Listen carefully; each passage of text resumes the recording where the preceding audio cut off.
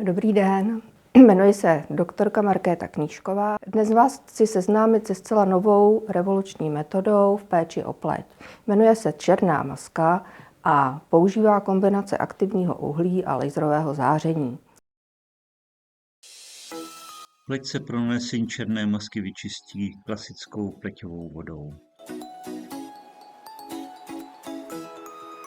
Černá maska aktivní uhlí se nanáší na obličej ručně.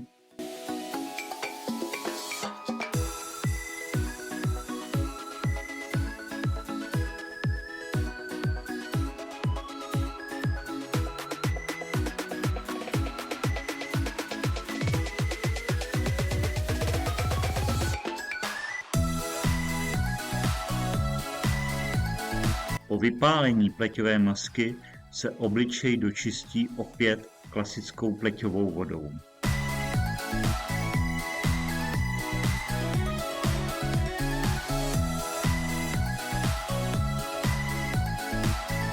A na závěr se na obličej přiloží gelová polypeptidová maska pro zklidnění pokožky a pro zvýraznění efektu této procedury.